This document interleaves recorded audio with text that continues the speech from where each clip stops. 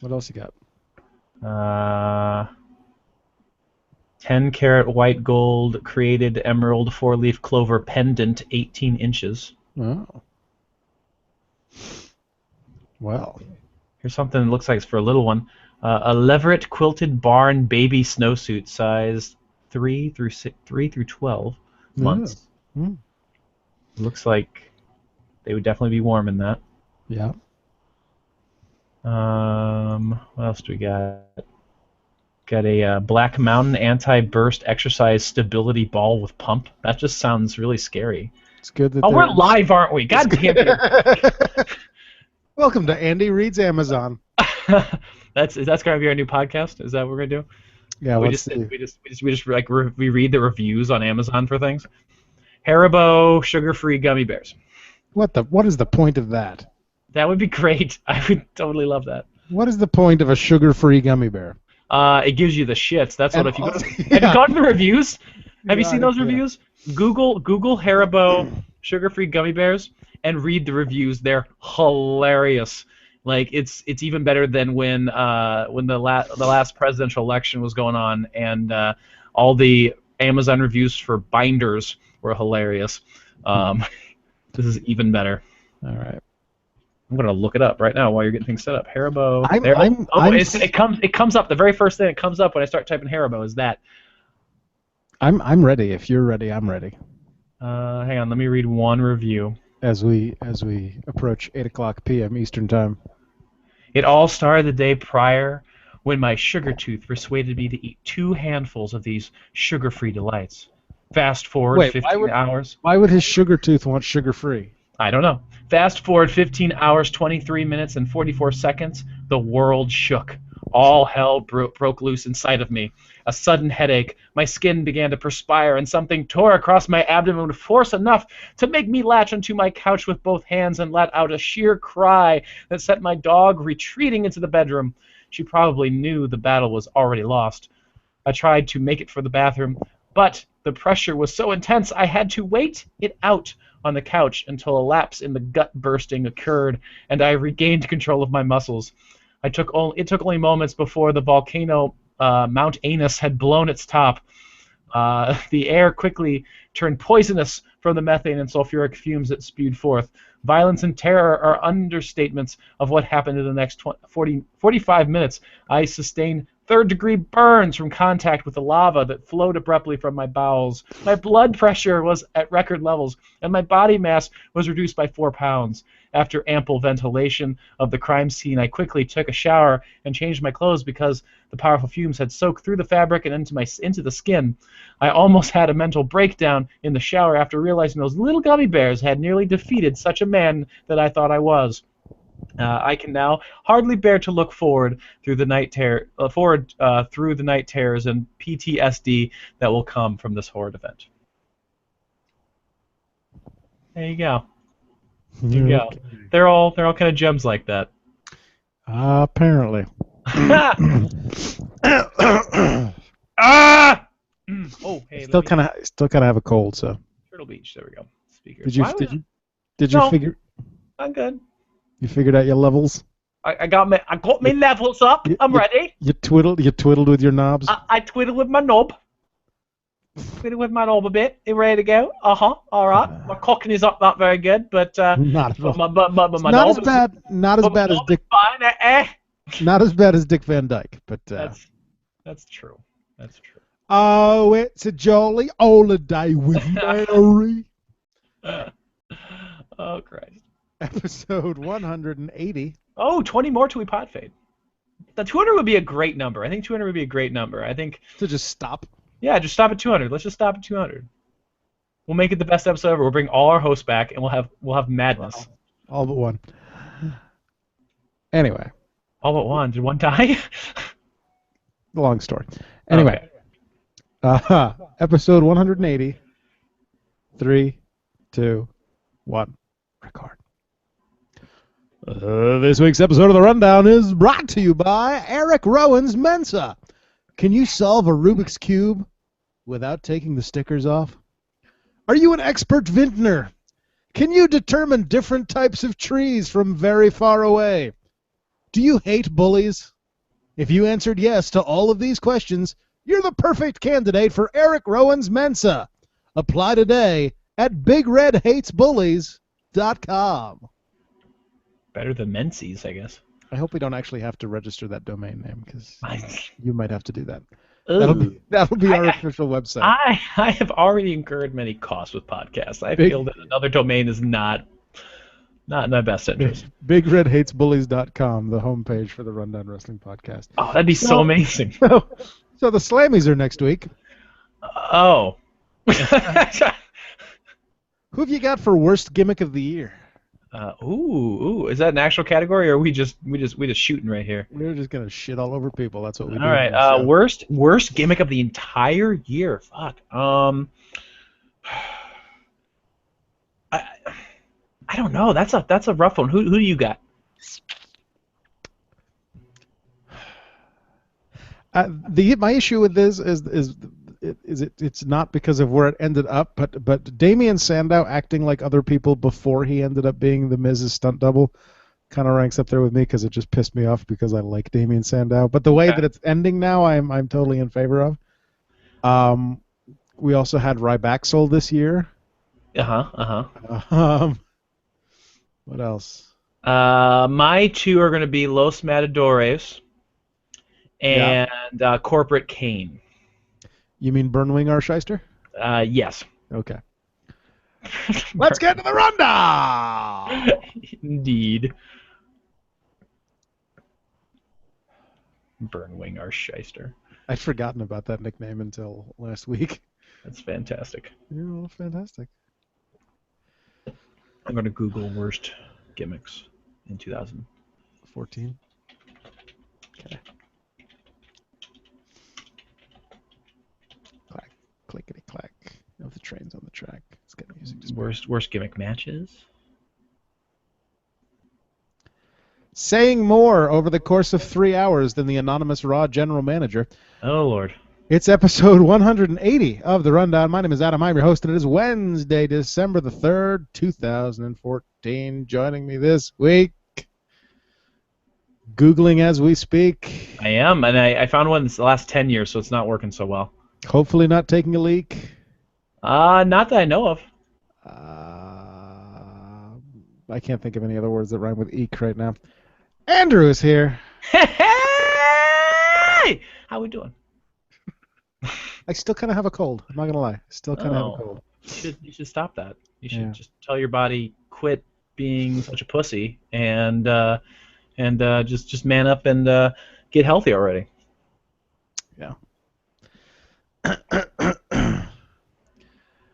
I want to start the discussion this week. With a very simple question. Oh. Very, very simple. Are you ready to suck it? No, not that one? No, okay, sorry. Because I know the answer to that one. Okay. A very simple question. Oh my. If the Bella twins are now friends again. Yeah, with no explanation, by the way. With no explanation after a month of Bree being Nikki's personal assistant. Why did they make us sit through all of that painful garbage for the last 2 months? I don't know. I'm wondering if it's going to have a swerve somewhere, but I don't know if it's going to, because they haven't played up. Like, they just made it so casual. Like, I'm best friends with her again. Yeah, it doesn't make a lick of sense. So, good question. Unless they were like, oh, we've got all the stuff we need for Total Divas. We need you to be friends again for Total Divas. Drop this gimmick. You know what I mean? Which brings up a question for me, real quick. Yeah. Wasn't there a rumor, was Cameron or Naomi or someone that had said that if you were on Total Divas, you can't have the title? When did that change all of a sudden? After it became public, probably? Probably. That's a good point, I guess. Okay. Before we get to anything else, I want to play this 4-minute voicemail. Holy shit! I'm gonna go take a leak. because Sal has decided that he wants to do our jobs for us. Hey, I'm okay with that. He'll talk about everything, then I'm gonna talk about soup, and then soup. But I love soup. I really go for some chili. The Bella feud has gone from "I wish you died in the womb" to "I wish the doctor would sew us back together." Thank you, Welcome to Sean. the show, Sean. Welcome to the Okay. show. So yeah, here's Sal's voicemail. All right, bring it on. Ladies and gentlemen, my name is Sal. I am a professional wrestling fan for over 20 years. I am tired and cranky this morning because I have to get up and go to work. We all do, but it just still sucks. But most importantly, I am a fan of the Rundown. And this week, I just wanted to touch base with you guys and go over a couple different points that I saw in wrestling this week. We could call it This Week in Wrestling with Sal, but, you know, we'll discuss the semantics of that later. A couple interesting things I'd like to bring up in the world of wrestling this week. The New Day debuted with Kofi Kingston, Big E, and Xavier Woods. They debuted on SmackDown, which aired on Friday. They debuted on Black Friday. I really think that was done on purpose. And if it was done on purpose, that's really bad. And if it wasn't done on purpose, that's still really bad. Also, Seth Rollins beat up John Cena at the beginning of Raw. And he and the Nuges triple powerbombed Cena through a table, which I thought was very interesting.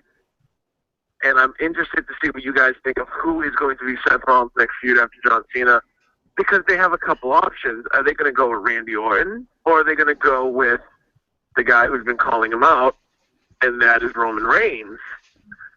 Seems like they're going to go with Roman Reigns, but where does that leave Randy Orton? I don't know. Also, very interesting tidbit for Raw. I don't know if you guys caught this. Eric Rowan apparently is a genius, a masterful classic guitarist, a Rubik's Cube solver. Who knew, right? Maybe he's going to be the new, maybe he'll get Damian Sandow's old gimmick and tell people, you know, you're welcome.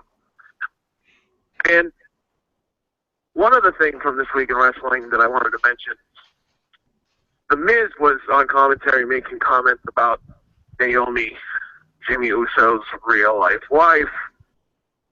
And Jimmy Uso walked out there, actually he stormed out there, walked right up to Miz, and I swear to God, cracked him right in the face.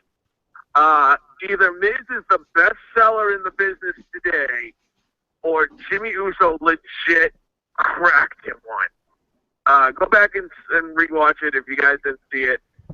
It was a hell of a hit. But it's very interesting. Very interesting. I'm interested to see where that goes.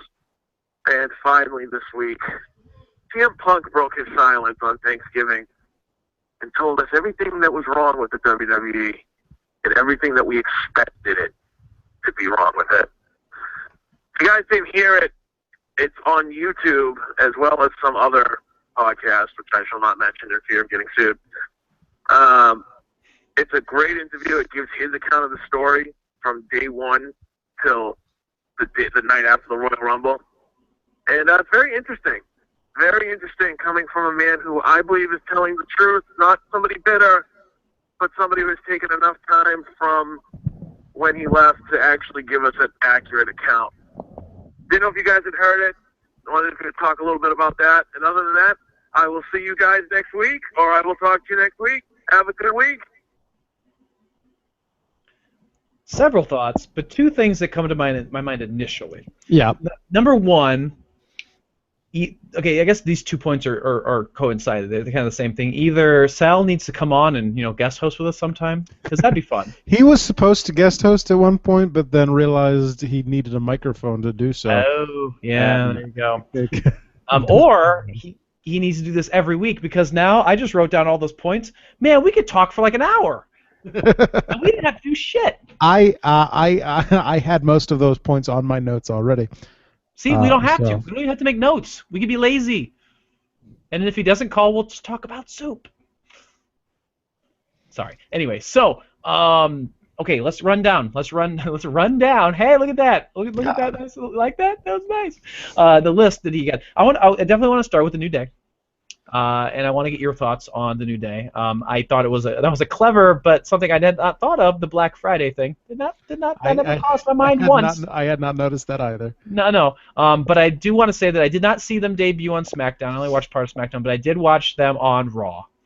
And I gotta say, the promo, the vignettes were great. I liked the vignettes, the music, the bounciness of it. I was hooked. The vaguely racist tone. Well, yes, but the music got me hopping. And then they came out to the ring, and I'm like, the get up is awful. The music does not go well live. This is racist. This is not. No, this is bad. We're light blue. Yeah. We're African Americans, so of course we're all religious. Okay. I want to see the heel gimmick. I want the swerve. I want the heel gimmick that we got a brief taste of. I want to see Kofi specifically as a heel. I want to see the other two as heels. That's what I want. I have a feeling that's coming. You think so? That they're just giving us a few weeks of happy, shiny New Day before shit goes down. Mm-hmm. Sean says it certainly was a New Day, all right, because I damn sure can't remember any day when Tyson Kidd and Cesaro beat anyone. That's very true. Which is a weird tag team, by the way. Yeah, let's talk about that tag team turmoil match. Sure. It was 5 teams, I believe. Usos, Stardust, Goldust. So it started off with Dustbusters and New Day. Mm-hmm. Why the Dustbusters had to go out so quickly, I don't know. To put over a New Day, and we're sick of seeing the Dustbusters fight for the tag team titles, I guess. I'm not, but okay. Well, I am. Then we got Cesaro and Kidd. Mm-hmm. And then the Usos. Yep. And then. Yeah, I forgot about this last team. For reasons still heretofore unknown. In a match, by the way, may I remind you, was for the #1 contendership to the Tag Team Championships. It's very telling about what they think about tag team wrestling these days. The final team in the Tag Team Turmoil match was Adam Rose and the Bunny. Yeah. Why'd they get the last spot? And it was so stupid that JBL forgot it was happening and spoiled the match before it ended. Oh, really? Yeah, when whatever Uso it was pinned, whatever Cesaro or Kidd that it was, JBL was like, "And the Usos are the #1 contenders." And then the Exotic Express music started playing. It's like, oh, I got excited. I didn't realize it wasn't over. Yeah, well done, Captain. Oh God. But as if there was any chance that Adam Rose and the Bunny would become #1 contender. Yeah, no, absolutely. That's crap. But yeah, I'm interested in the New Day. I like the tag team maneuvers. I like I'll call it a spike big ending that Kofi and Big E. Yeah, did. I like that. That's awesome. And like you said, I'm just waiting. Like you said, I'm just waiting for the heel turn at this point because it's going to happen at some point. Mm-hmm. What do you want to talk about next? What's the next thing on his list? On his list next was Cena and Rollins. His question was, what's the next feud for Rollins? My question is, before we get to that, what do you think of this particular feud between Cena and Rollins, and who wins the match with now the new stipulation that if Cena loses, he is no longer #1 contender for Brock Lesnar's title? If you remember, there's a WWE title. I don't know if you remember that exists, but it was defended. I think it was, vaguely familiar. Do you remember August? Do you remember August when SummerSlam rolled around? It's all a blur at this point. Yeah, it kind of is. But yeah, he loses his #1 contendership. I, as obviously a big supporter of Seth Rollins, am thrilled, and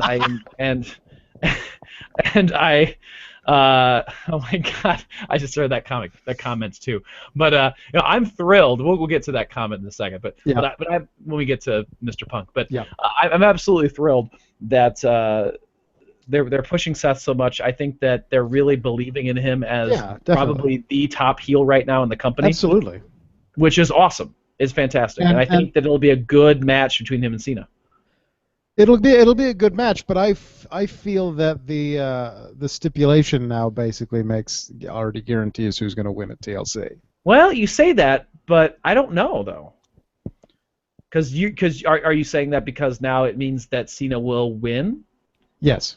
Okay. Because I don't know if that's going to be true. But if they take the number one contendership away from Cena at TLC, and how do you then hotshot it onto someone in the 3 weeks or so between TLC and the Royal Rumble? You don't. What you do is you have the Authority step in, or someone speak for the Authority and says, hey, if you reinstate the Authority, maybe they'll give you your number one contendership back. And then that's why John Cena has that stipulation of only he can bring him back, because then he's like, do I bring them back for a selfish reason, or do I keep them off by not? I don't like that for a couple reasons. Okay.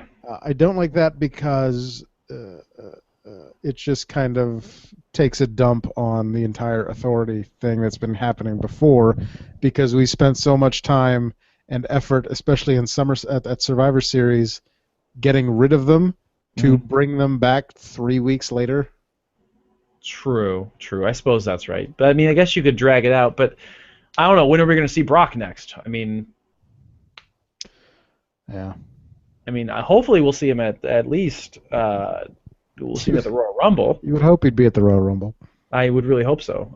So I mean, he wasn't at Survivor Series, one of the big four. So I mean, it makes you wonder. I don't know. I'm not sure what they're going for with it.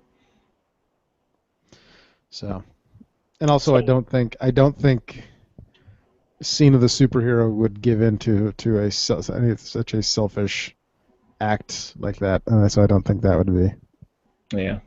Well, that could be interesting too. Like they could at least tease it, and then maybe they have plans. I don't know. Maybe they'll find someone else to fight Lesnar. We'll see. Because I don't know if Cena Lesnar is going to be as big of a draw this time around as it would have been before. Third time's the charm. I mean, it was a big draw back on SummerSlam, and then they fucked that over with the ending, with the finish. So I don't know. I'm not sure how big of a draw it would honestly be. So especially, I think that honestly, the hype around Lesnar and people like he being must see, I don't know if that's backfired a little bit by the fact that he hasn't been on TV as much.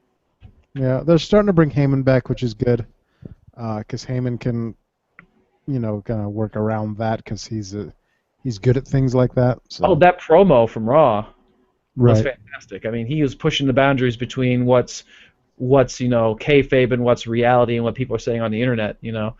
Right. Like that line about Sting. They won't have to be a retirement match. Right. Like saying that thing that you're like, could he say that? Can he really say that? That's crazy. Heyman's good at that stuff though. So. He is. He really is. To get to his other question, then, where does Rollins go after this? That's the $1 million question. I like that he's feuding with Cena because that means that they see him as a top guy. Mm-hmm. But where do you go after this, and where do you go if he does lose the match at TLC? What happens next? Right. I don't know. Does he lose because someone interferes? Randy Orton interferes? Does he lose because Roman Reigns interferes? I don't know what Roman Reigns' timetable is to get back into the ring, so it's hard to say. Yeah, supposedly there is a local advertisement for a SmackDown taping in between TLC and the Royal Rumble that's advertising the return of Roman Reigns. Interesting. I don't know. Yeah. It's a curious case. It is. I guess it depends on how long Randy Orton's going to stay out, because he's kind of the wild card in all that. So. Right. Up next on is, do you have anything to say about that before we move on? No, okay. Up next, the Rowan gimmick.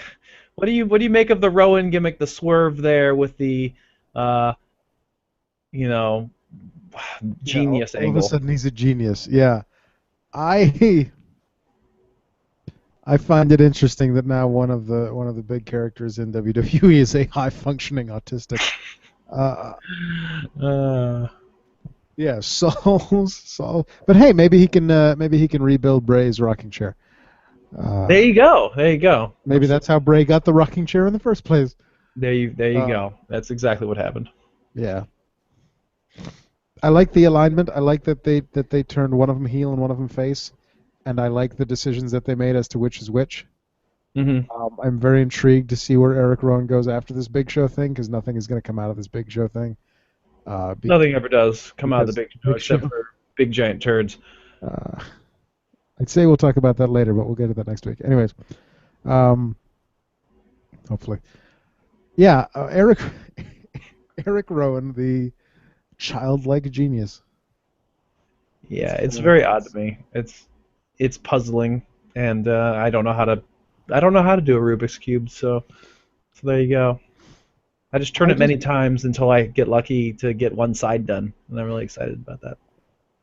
And then I'm like, how do I change it without ruining the side? Yeah. Sorry, I just need them to stop saying Big Red. because it makes you want gum. No, because I understand you're trying to get that over as his new nickname, but you do not need to say it 15 times a minute. Sean on the side says Eric Rowan, most ill-fitting theme song of all time. It grates at my nerves when I hear his theme song.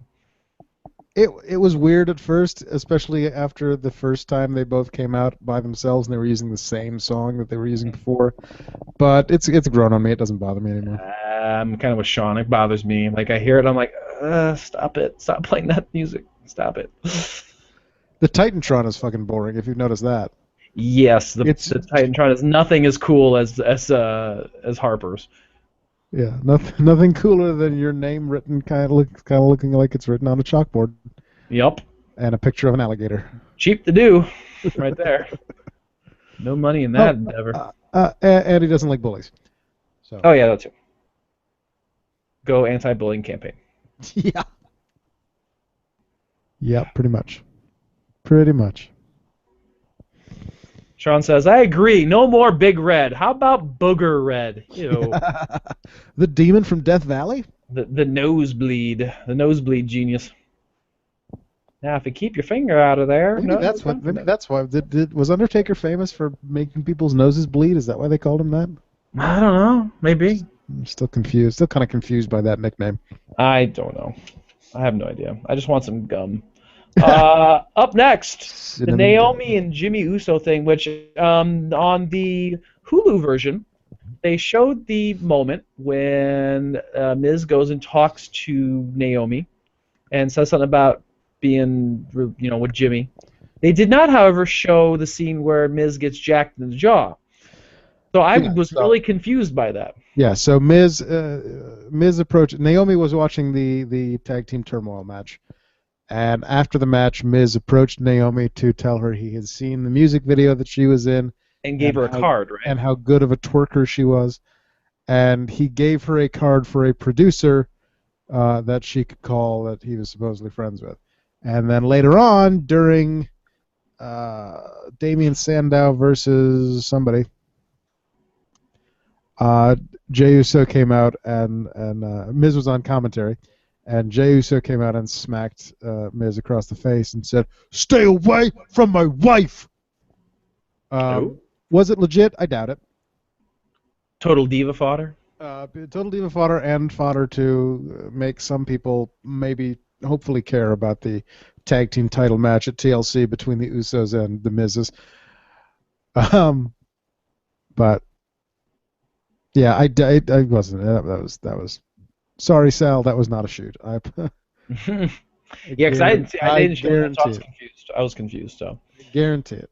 All right, and then finally on our list, do we want to talk about it now or wait? The question about CM Punk. I have one more note on Seth Rollins that I'd forgotten about until just now. The match from SmackDown. Yeah. That was Seth versus whoever it was. When Kane runs out, and before Kane can do anything, the referee calls for the disqualification. Mm-hmm. It would have ended up the same way anyway because he ended up bringing a chair or something, and Kane was the first one to make the move, and so he would have gotten Seth disqualified anyway. Yeah. But he hadn't done anything yet. Why are you Yeah. calling for a disqualification when nobody's done anything yet? Don't you dare. Anyway. Maybe they just know that it always gets broken up, so they're just like, let's just end it now. You're done. I know you're thinking of it. Quit it. Anyway. Get out of my head. All right. Your CM Punk. CM Punk. CM Punk went on the Art of Wrestling podcast. I'll say it. I'm not afraid of getting sued. Why don't we get sued for that? I don't know. Anyway, CM Punk went on the Art of Wrestling podcast with his good friend Colt Cabana. Good old Colt. And finally dropped another pipe bomb and laid out basically everything that happened in his WWE career that led to him leaving the company the night after the Royal Rumble. Yeah, absolutely.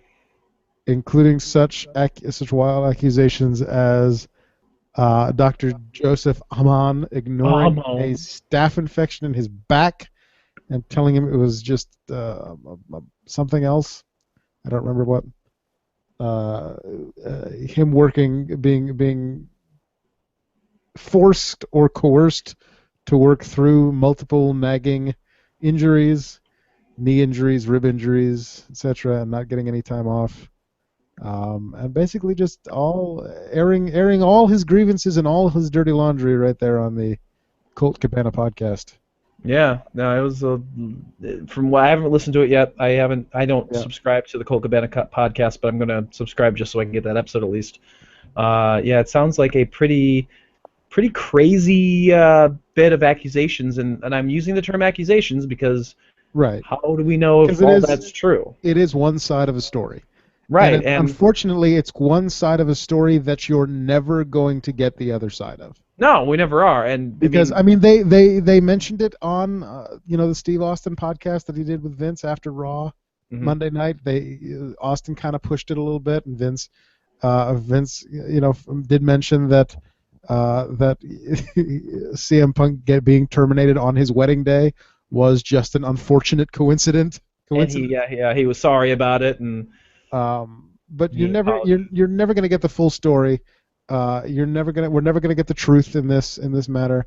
It is his word versus his word. Rumor has it that there's even been conflicting rumors about the reaction to the podcast. So this is one of those things where you kind of have to take everything with a grain of salt. Absolutely. There's been reports that locker room reaction was mixed. There were some guys who were pissed at Punk for doing the podcast, and other guys, lower guys who were happy that some of these things were finally being brought to light. There were other reports that everybody in the locker room loved the podcast and loved that Punk finally spoke his mind and finally got these issues out there, and that the only one who was really mad about it was Triple H. So you never know what to believe. And there were other rumors that people were actively avoiding Hunter and Stephanie on Monday during Raw and before Raw because they were supposedly so mad about this CM Punk interview being made public. And so listen to it. Certainly give it a listen. It is certainly an interesting listen. But take it as you should take everything that you hear on the internet, including us. Take it with a grain of salt. Right. No, absolutely. And just know that this is one thing where the 100% God's honest truth will never really be fully available to anyone and everyone. Right. No, it's interesting that you finally at least get to hear part of the story. I mean, there's three people. There's three people in this world who know exactly what happened on that day: CM Punk, Triple H, and Vince McMahon. Right. And there is never going to be a time, ever, and the rest of the time that the planet Earth exists, that we're going to get a story from Triple H or Vince McMahon, or B, the story that we would get is going to match 100% with the story that CM Punk Well, told. I don't know. I don't know. I mean, there are weird things have happened. You would have said the same thing in 1998 or whatever about the Montreal Screwjob. That like we'll never get the full story. You know, like both sides will never. Well, I guess this is a little different because Vince did come out and talk about it, but yeah, I don't know. I don't know. It's crazy. It's go listen, find out for yourself. Decide what you think is going on. So we got a lot of comments on the site. We do. Bill has joined us. Yes, he did. I texted him a minute ago and said, "Come join us. We're still going." We're still going. We're still here, folks. We haven't pod faded. I know they've all forgotten. Bill says, well, we'll get to this other one first because that's relating to a different comment. So Sean says, here's my question. If Punk was fired on his wedding day and it was such a huge insult, why did AJ then come back to the company? Because she still had a job to do? Right. That's a yep. I mean, she's under contract, but then stop Punk, I suppose. But anyway. Sean says it's going to be the best swerve ever when the bunny ends up being CM Punk. That would be amazing. I probably would mark out so much. To which Bill replies, he can't be the bunny. He's already CP Monk. Best in the woods! Nice. And Sean says, credit to Vince and Triple H firing someone on their wedding day is the wrestlingest angle ever. It really is. It's pretty damn good. I give him credit for that. But again, and this point was made elsewhere. I can't remember who it was that said it to me or if I read it somewhere. But their wedding was a secret, so there is no possible way that Vince that was on purpose. No, absolutely not. There you go. So, what else we got here? I've got a couple things, but they're not really that important. I do have the SmackDown. We do get Rusev in the Battle Royal for not saying the Pledge of Allegiance, right? Yeah, I wanted to talk about that briefly, sure. Yeah. I just wanted to point out that on Monday Night Raw, Daniel Bryan promised that if Rusev and Lana did not recite the Pledge of Allegiance, that it would be the entire locker room. You did say that. And then on SmackDown, it's 20 people. 20 men, yeah. Not a lot of people at the SmackDown taping, apparently. I do have to ask, what the hell is up with Jack Swagger's hair these days? Like, what is going on? He looked like one of those, like wishing trolls. It's like a throwback to his hair when he originally joined the company, where he's got it shaved on the sides and long and floppy on top now. Yeah, it's kind of he should shave that. That's kind of like when Tyson had that like one little tiny piece of hair. Toothbrush, just the toothbrush. And all I wanted to do was run up, and this is what race is all the time. Just go up and just go, and just run away. so there you go. There you go. All right. All right, indeed. So yeah, Rusev retains. Good match. Yeah. The other thing I had on my list from SmackDown, because I didn't watch all SmackDown, was, and I saw this actually on a news report too, that Nikki Bella's promo after her match was cut tremendously short. So I read it and I'm like, well, I'm going to watch SmackDown and see. And I'm like, maybe they'll do it really seamlessly. Nope, not seamlessly at all. Like there were camera cuts and everything. That I'm like, holy crap! Did she just go on and on and on and on? Apparently she did, because I read a transcript of the full promo. And it's not like they cut it for her because she said something controversial. They cut it because she just said the same thing like 4 times. Right. I'm a real champion. This is what a real champion looks like. I'm a real woman. This is a real woman. You're just from New Jersey. It reminds me of a poem by Maya Angelou that I saw performed at a poetry contest. Yeah, I sound like the lamest person in the world. Recited at a poetry contest by someone under the age of 18, and it was really disturbing. I think you told me about that. Sean says, Punk's wedding may have been a secret, but if you actually listened to the podcast, you cunts, you would have heard how Punk told Triple H that his wedding was in 2 days, and he would talk with him when he got back. He was then fired after that. We haven't actually listened to the podcast. I read a recap. You read a recap. We haven't actually listened to the podcast. I'll freely admit that because I am still listening to podcasts from 2010. Yeah, he hasn't even listened to Shadowvane, shadowvane.net if you're interested. No. But there's other reasons for that too. I get weirded out listening to myself on the radio. Good point. Good point. Especially in something like that where it's fiction, because my brain just goes, "That's your voice." You're not in character. Anyway. That's me talking. Yeah, pretty. That's Why, you. why did I call that person my wife? Am I cheating on my wife? Oh, God. Yeah, and the only other big thing that happened on Raw last week was Dean Ambrose breaking the rocking chair. I loved Bray Wyatt's facial expressions. Yeah, I was curious if that's going to be just like an evolution moment for the character. Mm-hmm. If that's just how they're getting rid of that part of the entrance and not having to truck around a frickin' rocking chair from show to show. Yeah, right. Jesus. So.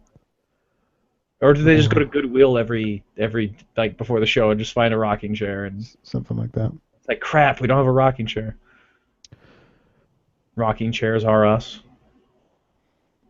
Something. I don't know. Some no, that's a hat store, millinery. Anyway. Anywho. Chairs. Sean says, I don't get weirded out listening to myself on podcasts. In fact, that's what makes this show bearable. Well, then be on more often, you fuck. Wow, yeah. I'm pretty busy. You should come on and, take over once in a while. All right. You douche hat. All right, so. Last week. Yes, indeed. We had an epic battle between Katie Vick. And they rapped, too. It was a rap battle. It was a rap battle. You still haven't performed your battle rap back to Racking I'm not. It needs polishing. By polishing, do you mean writing? That too.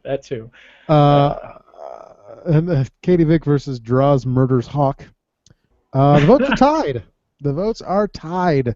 So this is another week. Nice. Go to the Facebook page, vote in the poll. Let's draw this out till episode 200. Maybe next week we'll see who wins that. There you go. Who gets to win, move on to the next round. We had one vote apiece. No, I'm just kidding. You didn't respond, so probably. All right. Anyway, so tied at 0 apiece. All right. Anyway. Stop talking. Okay. Sorry. So it's being reported this week. That WWE is trying to level the playing field between SmackDown and Raw. They're trying to make SmackDown important again. Well, that's good. Especially since it's moving back to Thursdays in the new year. They want people to actually watch.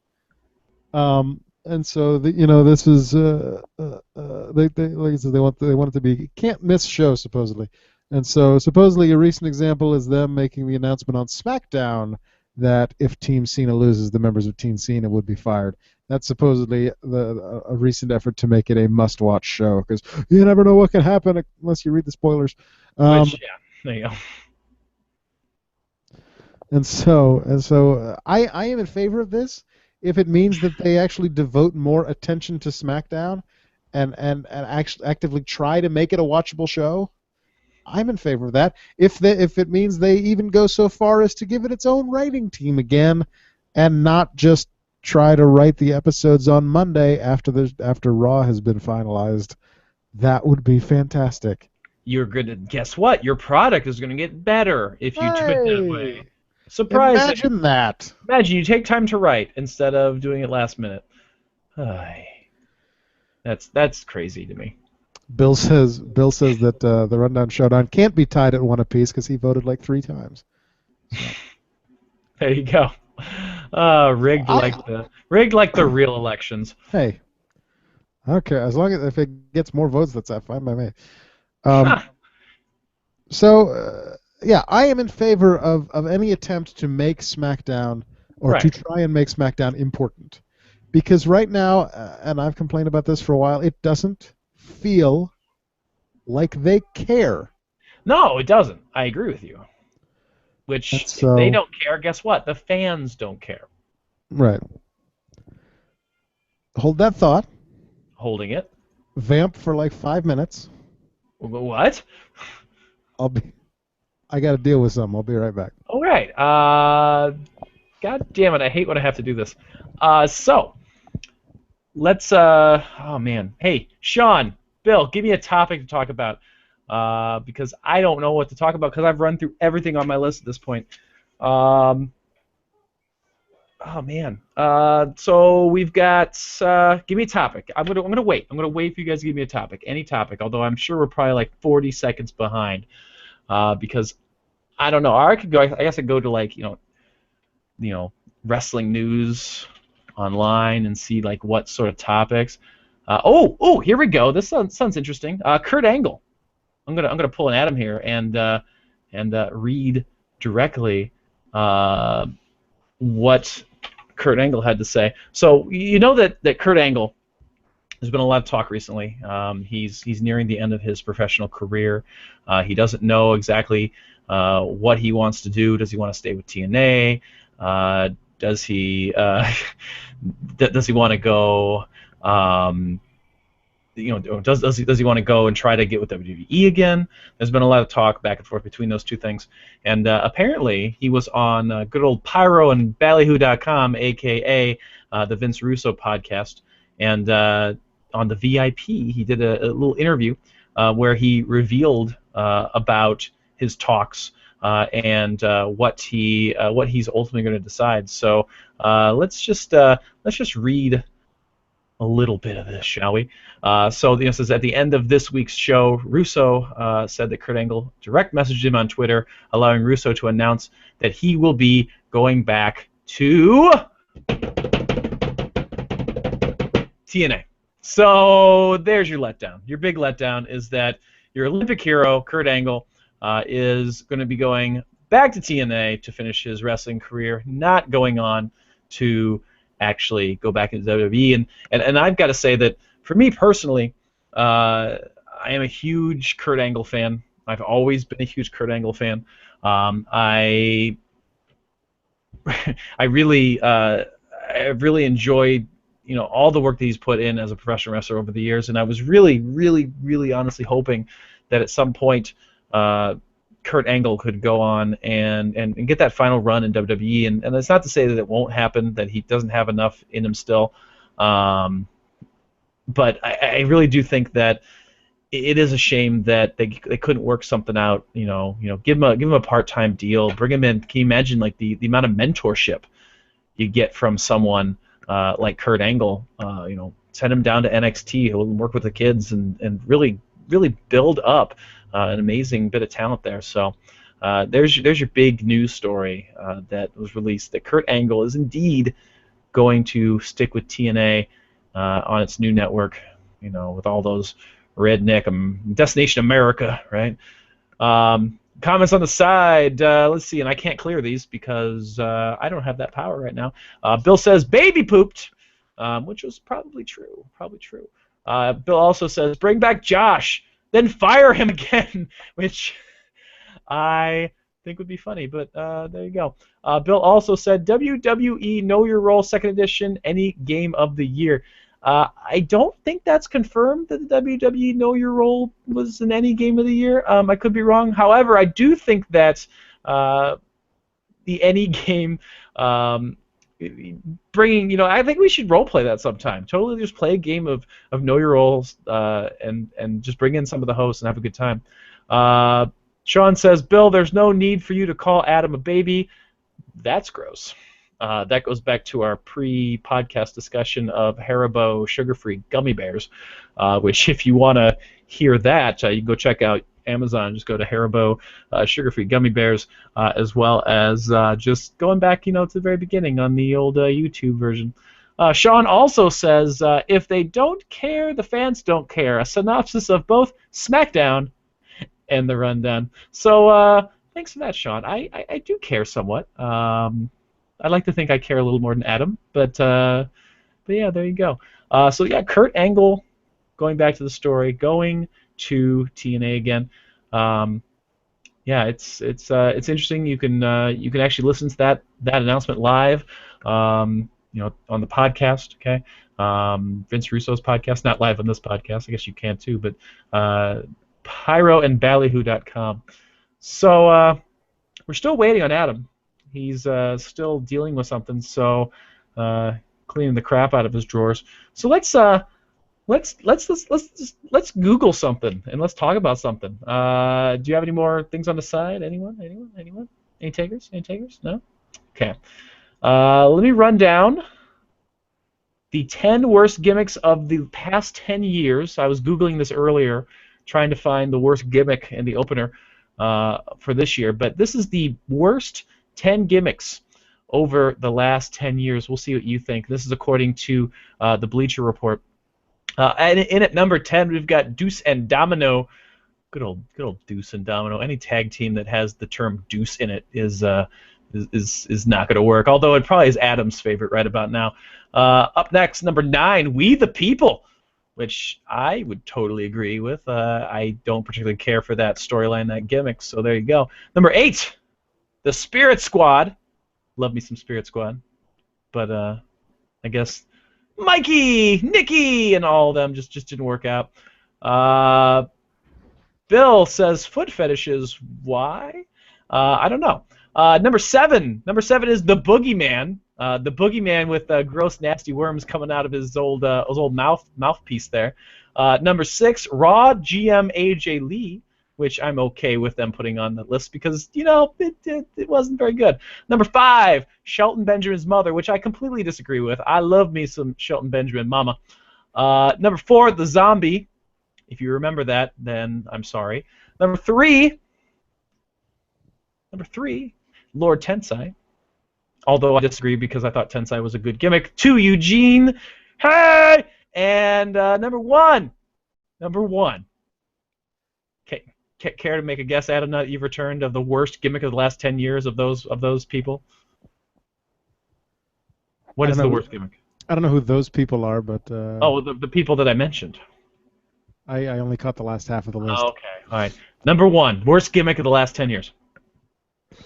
According to the Bleacher Report. Don't Google it. What do you think? This is your trivia question. I don't know. For some reason, Rosie the Superhero in Training comes to mind. That's very good. Or Simon Dean and the Gemini. That's good too. But no, Kerwin White. Kerwin White gets that Bleacher Report number 1 worst gimmick in the past 10 years. So while you were gone, I heard you talking about Kurt Angle. Okay, so we covered the Kurt Angle story. He is sticking with TNA. So there you go. What a groundbreaking announcement that was. That was worth the $3.99 to go to pyroandballyhoo.com to Bill. Those people do not equal the blacks. That's not what I meant. Sorry. And I've covered all the comments on the site, so you can clear all that shit out. It's really groundbreaking, right? That he's decided, TNA. So there you go. So kind of sad. I was talking about how sad it was for me because I love me some Kurt Angle, and I don't think I kind of wish that he would have got one more run. WWE still can, I suppose, but yeah, kind of sad. I don't think he would as a wrestler, though. I don't think there's. No, I just want him as a personality. If they don't care, the fans don't care. A synopsis of both SmackDown and the Rundown. Are we known for not caring? Well, you are. Do we care too much? I don't know. I think it's one or the other. I think you don't care as much, and I'm busy, so I don't care as much. So it's like there you go. We'll talk about. I wish Google had a thing where you could just click like anything, like it just brings up one random website, like without having to type anything in. That's called Stumble Upon. Oh yeah, I love Stumble Upon. Anyway, speaking of TNA, let's go about TNA because I'm intrigued by this. It has been being reported that TNA is planning to basically reboot Impact Wrestling when they debut on Destination America in the new year. I heard about this as well. New graphics, a new visual presentation, Josh Matthews instead of Mike Tenay, which I'm in favor of. I'm okay with that too. Josh Matthews instead of Taz might have been nice, but we'll see what happens there. Right. Basically, mainly the reason I read for that is because Mike Tenay lives in Las Vegas, and so TNA has to fly him in for all the events. Oh, wow. Meanwhile, Josh Matthews is operating out of their home base in Nashville, and so it's much cheaper because they can just throw him in the back of the truck. might So might roll around, get damaged a little bit by the time you get there, but that's okay. So I am intrigued by the idea of this reboot, and Me it too. may actually make me watch TNA wrestling. I hope that it's not a reboot in the style of when WCW decided to reboot and just stripped everyone of all the titles. I was like, fuck it, we're starting over from scratch. It's like comic books when they do that. When they're like, origin stories again, go. We're just gonna kill everybody. Absolutely. Murder them all. Murder fest. So, Excuse but me. I'm intrigued. I am intrigued by this possible reboot, and I'm hoping that it actually does take the company in a direction where they can become a I don't want to say viable competitor for WWE because that's a long shot, especially now, and the damage that they've done to their reputation at this point. But I would like to see them be a player in the game again, as opposed to just a punchline. Take out the TNA. Just make it Impact Wrestling. Right. You know. Do you have Destination America to watch it? Maybe. I'd have to check. I think If you do, I really want to hear a review of the premiere episode. I think so, but That's what I want. I really think that we can go back to the old format just for that, or at least hit the high points of it, or the low points, depending upon how it goes. Yeah. So, one other thing that I want to talk about this week. All right, and that's good because I'm out of things at this point. And this is actually a follow-up to something we talked about on this show, probably about 100 episodes ago. 150 episodes ago. Oh, this is the pre-Andy era. Long before. Fox 5 in Atlanta before is reporting that the Atlanta police have issued an arrest warrant for Heath Slater. Wait, what? In regards to an incident that happened at the WrestleMania after party in Atlanta in 2011. Wait, what? You may remember that this show debuted in February of 2011, the week after the 2011 Royal Rumble. Okay. For those who don't remember, allow me to I refresh your don't memory actually. of what Help me happened out here. 3.5 years ago. Corinne Oliver, who was working security at the after party, claims that Slater put her in a chokehold. And tried to get her into an elevator to drag her back to his room at the Hyatt Regency Hotel in Atlanta in, assumedly, an attempt to rape her. She claims the attack caused damage to 5 vertebrae in her back. She says she reported the matter to her supervisor at the security company that she worked for the morning after it happened, but waited 3 months to file a police report. Well, that's a little sketchy. She claimed that she waited for the supervisors to file the report, but they did not. She also says that other wrestlers saw what Slater was doing and didn't help. The police report that the incident was a simple assault and battery. WWE lawyer Jerry McDevitt said in a statement that the charges were filed against Slater and not the company, so there was nothing to say. WWE issued the following statement today on the arrest warrant, saying WWE has been advised that a misdemeanor arrest warrant has been issued against Heath Miller, a.k.a. Heath Slater, but we have not seen a copy or been provided with the underlying charges. Once this information is received by WWE, we will take appropriate action. I believe, and I would have to go back into the archives and listen to this episode, I believe I called horseshit then, and I'm still going to call horseshit now. Oh my god. Yeah, that's I don't remember that story. And I'm kind of glad. That's fucked up. Yeah. Sean says Heath Slater attempted to break her back, fuck her ass, make her humble. That's the accusation. Well then, I don't know what to think. If Heath Slater, my role model in life, Heath Slater, if he turns out to be like a rapist, my whole worldview is just gonna be completely shot. I said the whole time. Why'd you do it, Heath? Why'd you do it? I said the whole time they fired the wrong member of 3MB, or they kept the wrong member of 3MB. We'll see. But yeah, this. Get rid of the two of talent. Keep the rapist. Not to harp on the point, but this whole thing just sounds like garbage to me. So. Yeah, you're right. I would agree with you. I would totally agree. But we'll see what happens. I guess. Let's see what happens. Interesting. in the coming week. It's not what I said, Sean. Oh God. Oh, And I'm God. not even going to read that. We're just going to get rid of that because no. I want to read it just because, but I'm not. No. I'm actually not going to. So we're censoring you, Sean. Censored. Consider that censored. The only way to find that is to go. You can't even see it live. Ah. Ah. Only Bill, Sean, you and I will ever know what was said until Sean posted on our Facebook page. Dick.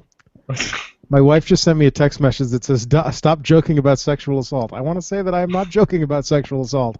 Because I think this woman is lying out her face hole. Sean was joking about sexual assault, and that's why I did not read his comment on the air. Yeah. All right. Well then, does that do it? We got anything else? I think that does it. On that positive note. Oh no, Bill, I'll fill you in later. Do you want to talk about Kurt Angle some more? No, I think I covered it. I mean, unless you got anything to add, I think any thoughts? I think I pretty much in my whole one-on-one between me and the fans, I think we covered it. That's good. I'm going to listen to this when I put this episode together. Yeah. And I swear to God, if I hear anything about soup. No. Although I almost pulled up Banana Facts. That would have been okay. Yeah. I would have been okay with Banana Facts. No, there was nothing about soup. All right. Not a thing about soup. I promise. That does it for the rundown for this Wednesday, December 3rd, 2014. 279 days. Adrian Neville won the NXT Championship. Lucky Pro Wrestling returns to Clinton, Mass. this Friday, December 5th. Go to luckyprowrestling.com for the details. Liberty States returns with Holiday Havoc on Saturday, December 13th. Go to libertystateswrestling.com or search for Liberty States Wrestling on Facebook. APW off till January. Follow me on Twitter at Rundown Podcast to watch me live tweet Raw and the pay-per-views, and sometimes Andy live tweets the pay-per-views too. Sometimes I do. I didn't the last time because I just didn't have the opportunity. But yeah, sometimes. Send your feedback, send your catchphrase suggestions, send your sponsors to rundownwrestling@gmail.com. Mm-hmm. Leave us a voicemail at 206-202-6478, 206-20. Angst! Like us on Facebook at facebook.com/rundownwrestling. Tell your parents to like us on Facebook at facebook.com/rundownwrestling. Go to rundown.podomatic.com to make a donation of the monetary variety. There is a PayPal donate button on the right-hand side of the screen. Click it. Donate at least $36. Then go to tinyurl.com/distant-horizons. Purchase at least one copy of the chat book, and you can be our official listener. There it is. Get it. I need one more sale so I could, cash that amount of money. Which sounds sad. I didn't realize that was a thing when I signed up for that website. They hold your money hostage. They never let you take it out. To watch archived episodes, go to youtube.com/rundownpodcast and circle me on Google Plus at google.com/+AdamRundownHost. We have a blog at rundownwrestling.blogspot.com. I post episode recaps, and every so often, Troy, former official listener Troy Bozen sends us probably former listener at this point. An NXT power ranking. You're such a dick. And go to shadowvane.net for some other crap. Hey! Go to shadowvane.net. Check it out. Go on iTunes. Tweet at us at ShadowVaneCast. You can email us, shadowvanecast@gmail.com. Gotten a lot of positive feedback on the episodes. So please keep them coming. And leave us a 5-star review. We really could use a few 5-star reviews. So if you like the show, take a second out of your time. It doesn't take that long. Load up your iTunes. Leave us a 5-star. Shadowvane Podcast. Shadowvane.net. 5-star Frog Splash. 5-star Frog Splash. Search for us on iTunes and on the Rundown Wrestling Podcast. If you subscribe, you get the podcast delivered to you absolutely free each and every week for $0.00. If you cannot afford a donation of the monetary variety, please donate a 5-star review because that helps other people find us. If you leave a text review, we will leave your name. We will read your name and your review at the end. Leave your name and number, and we'll get back to you as soon as possible. We will read your name and your review at the end of a future episode. On December 24th, Scott County Wrestling presents I Saw Mommy Brogue Kicking Santa Claus.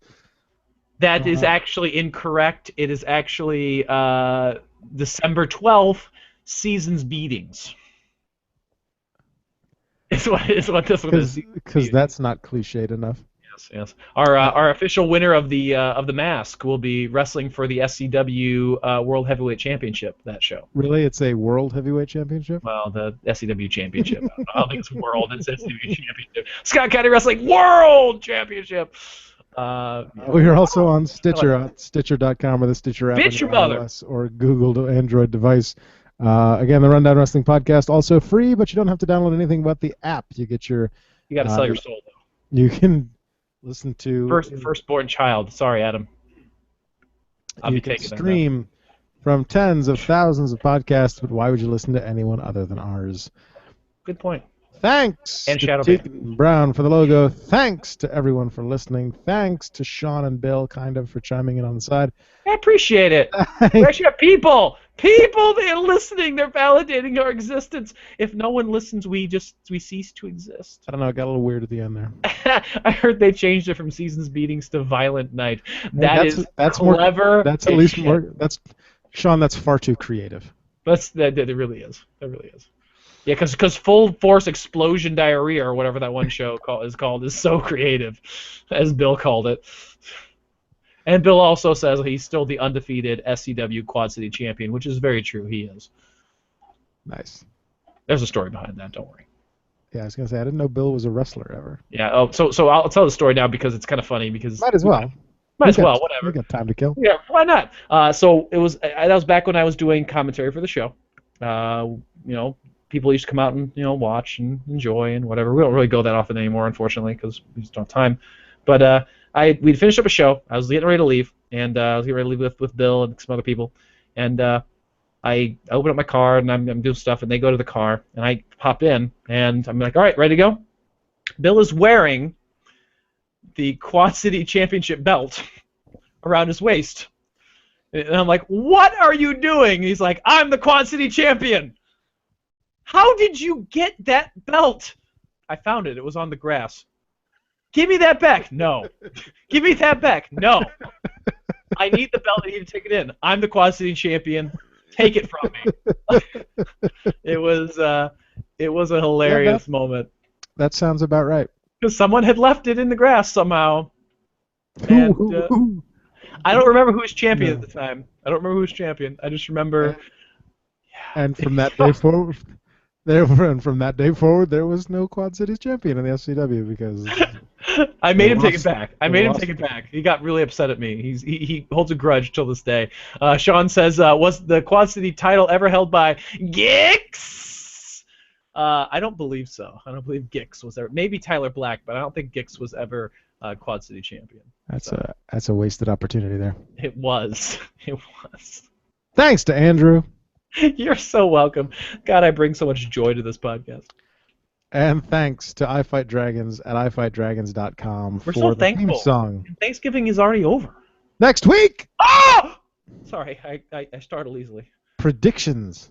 Wait, what? Predictions for both NXT TakeOver. What?